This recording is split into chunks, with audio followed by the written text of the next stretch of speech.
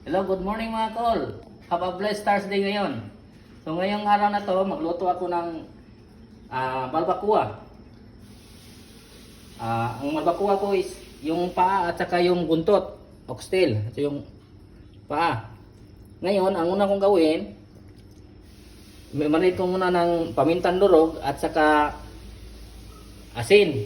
So nilagyan ko na ng pamintang durog at asin. So ihalo-halo ko muna 5 minutes. So pagkatapos, iwanan ko to ng 30 minutes bago ko pakuluan. So,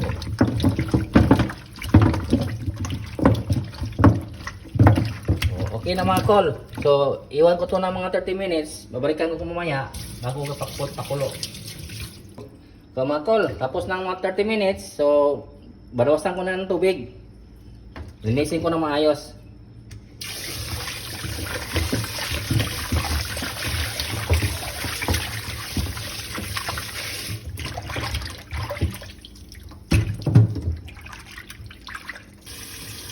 Dalawang beses ko itong hugasan bakol para mas malinis at makuha yung ibang langsa. Makol, antikol, kumukulo na yung tubig ko. So ilagay ko yung mga ingredients ko na ngayon antikol. Tapos ng 25 minutes sa pagpakulo, itapon ko itong sabaw na to at hugasan ko yung karne. So itapon ko yung sabaw.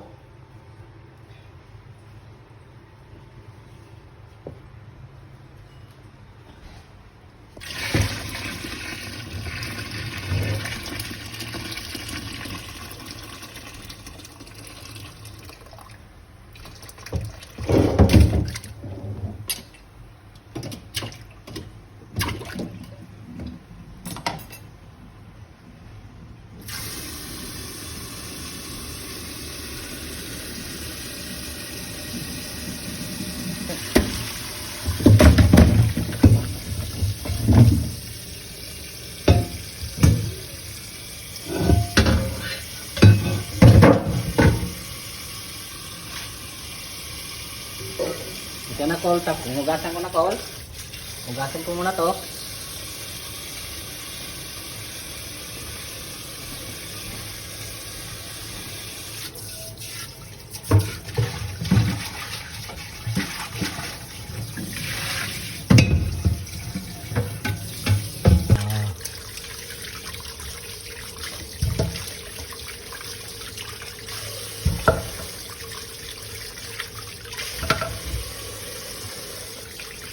So tapos na akong nabanlawan, anti-call. So ilagay ko dito sa pan. So dito na lahat ng magisa ako, tapos lahat ang timpla dito na ko na ilagay hanggang sa matapos na yung barbacoa. So anti-call. Ito lahat ang mga ingredients ko. Yung ito ang luya, lemongrass, dinurog na paminta, meron akong mani. Yung mani optional lang 'yo kasi meron ako tong peanut butter. At saka may yung garlic, onion, bell pepper, at saka yung carrots at saka yung patatas. Optional lang to kol kasi sa aking version lagyan ko ng carrots at saka patatas kasi mayroong vitamins nung makuha natin dito sa sa carrots at saka patatas. Tapos itong pinya, mayroon akong tomato sauce at tomato paste at saka yung star margarine. Antikol, dito ko ligay yung gisa kong mga garlic at saka yung onion kasi yung karne ko marami. So dito ko muna una kong gigisa yung gawin ko yung star margarine. Yung una ko, yung pang mantika, pero lagyan ko to ng konting mantika, antikol.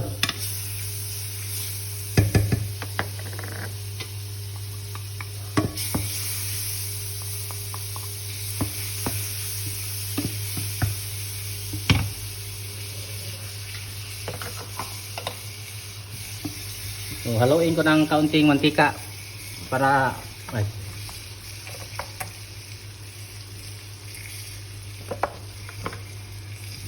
So ito ang ano ko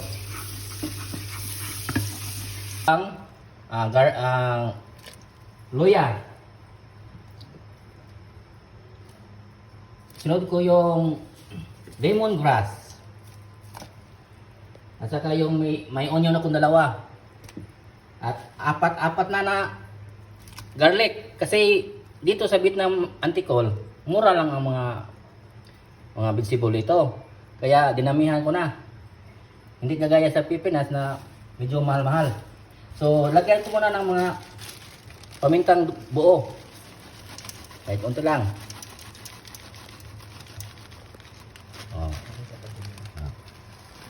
Pamintang buo. At saka meron akong pamintang dahon.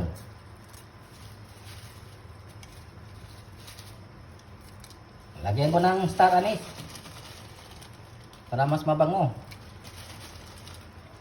Ito pa, huli, may cinnamon ako dito. Kung walang cinnamon, ano na ito? Optional. O meron akong cinnamon, lagyan ko ng kahit konti lang. So, yan ang mga ingredient ko sa pangpakulo, mga kol, antikol. So ngayon, ilagay ko nung yung paa. Oh. Yung paa ng baka. Yung unang pakulo, antikol, itapon ko ha. Yung unang pakulo, itapon ko yung sabaw.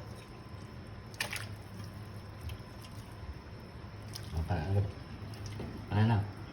Oh, ito lang lahat tol ha. Tago ko mamaya.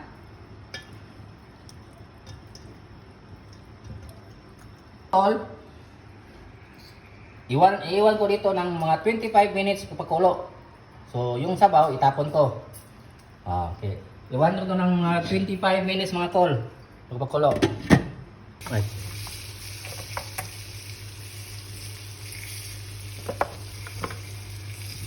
So ito ang ko gamit ko sa panggisa, star margarine at saka yung kaunting mantika. So ngayon ilagay ko na yung luya.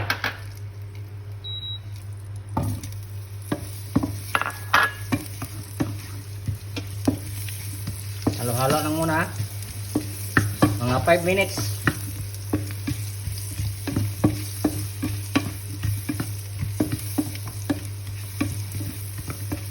Para magawas yung amoy ng luya.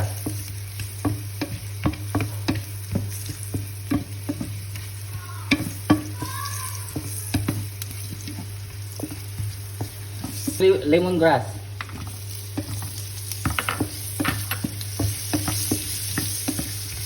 Itong garlic. Yung ahos.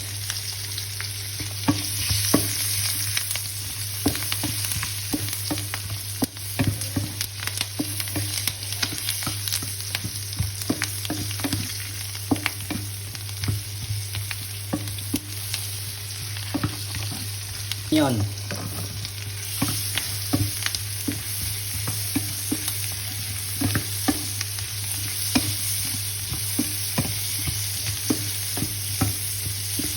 Pagkatapos nito, ihalo ko dito sa yung sa karne.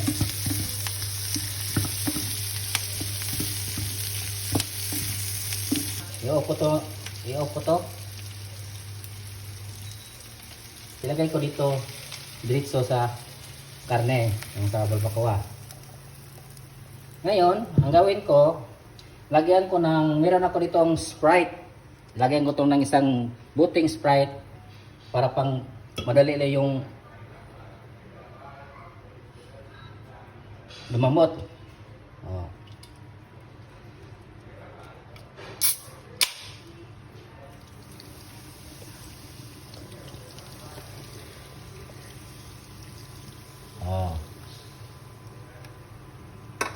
Pagkatapos, ilagay ko na rin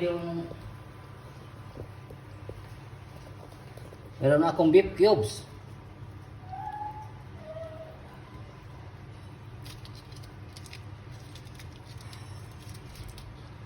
na to, dalawa, para maano na.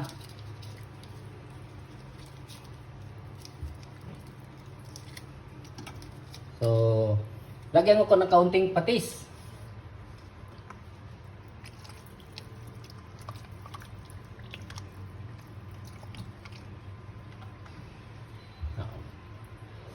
So, ihalo ko na kol.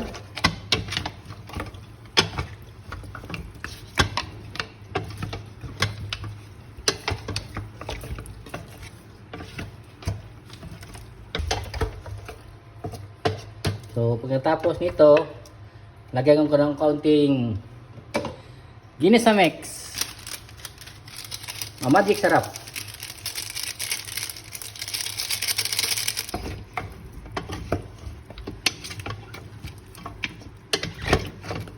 So, ito na mga antikol, iwan ko muna ng mga bahagyang mga 15 minutes.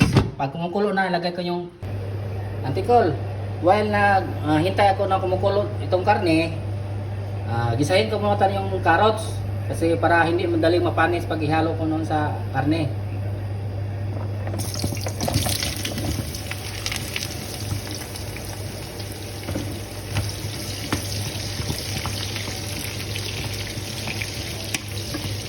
Paunin ko to, tapos isunod ko yung patatas.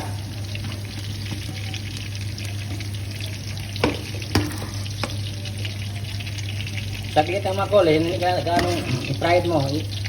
Yung kuan lang. Parang malasaw lang.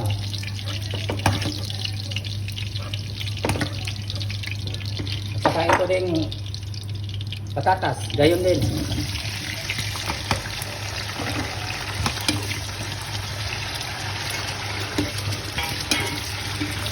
Hanggang mga 2 minutes.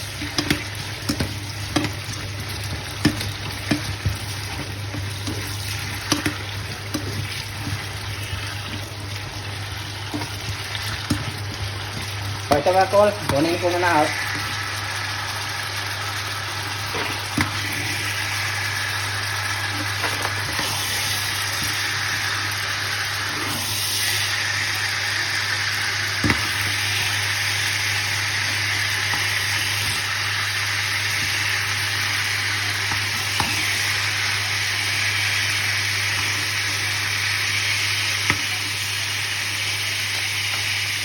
Sunod ko itong bell pepper.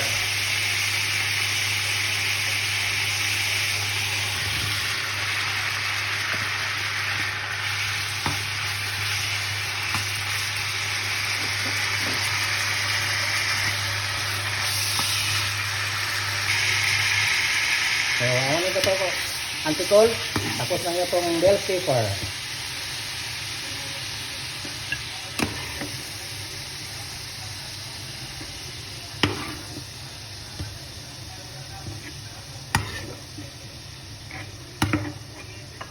So, ito kol. Kulo na kol, dagdagan ko na ng mainit na tubig. Huwag yung malamig na idagdag ko lang yung mainit.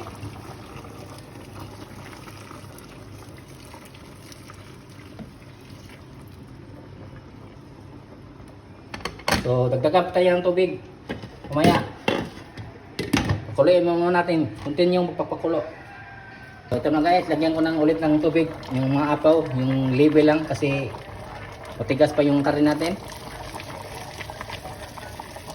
So, tigo lang yung mga one. Oh. Tapos, ilagay ko ito yung tomato paste.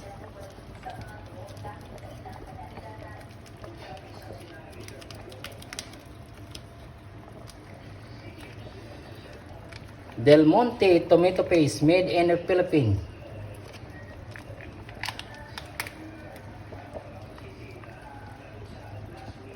So, haluin ko na kol.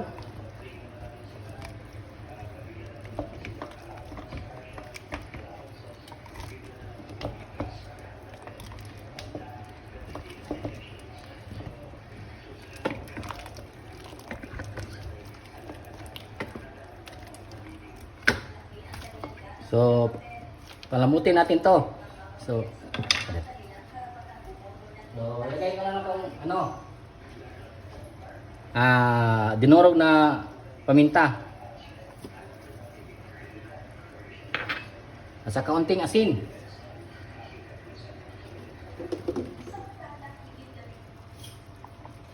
Ang kaunting asin lang mga kol kasi nilagyan ko na yung asin ng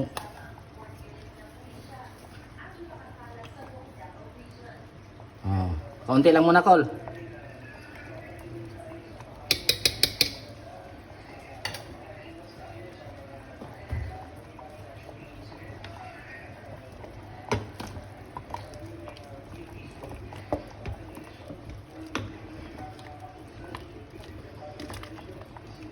So palambutin natin mga 35 minutes. Hello Auntie Col. Human ang mga usa ka oras kang pagdatakol. Kay murag gay-gahi ang kuan dia. So karon akong isunod ang ketchup, tomato sauce Col.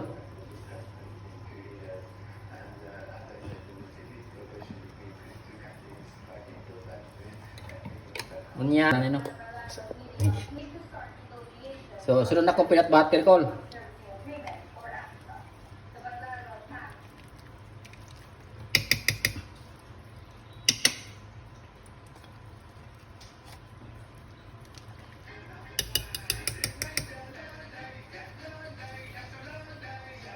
So, isunod na ko ang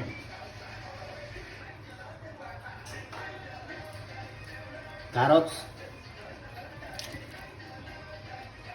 ug ang patatas.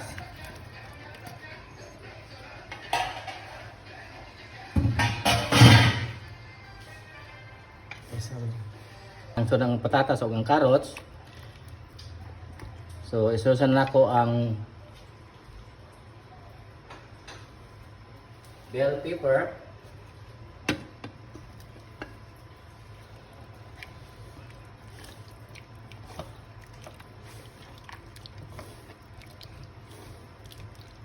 So, balikan na yung mga 15 minutos mga kol. Isusan na ko ang pinya mga kol.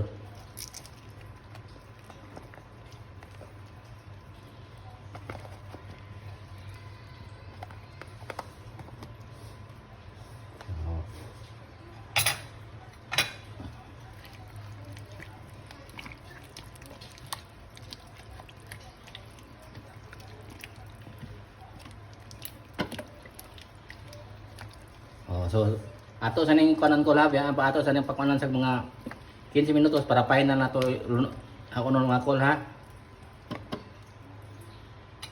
Guys, ato nang panalag tilaw mga guys.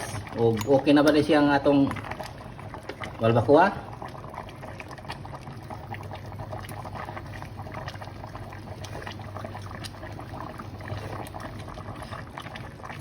Okay na kay guys. Sakto na timpla so karon guys. Ako nang i-final og lunod ang kaning mani nga ganina butang man to no. Kanina nilagyan ko ng ano peanut butter, ngayon nilagyan ko na ng ginurog na mani. So optional lang ito mga Auntie Col. So lagay ko na yung mga dinurog na mani.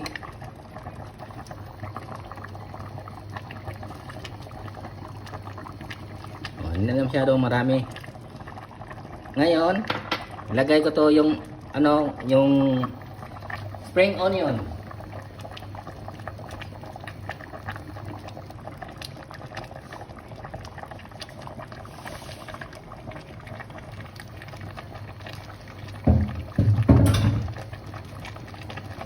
Okay na mga Auntie Col. Pasado na sa laptis ni Auntie Col. Ready to serve na ni siya. Oh, lata na kay mga kolo. So, lata. Lami ganyan pa rin sa mais ba? So, kaya na ko ito pa mga kol. Kaya luto naman itong kuhan. Ato na ni pag-unang atong electric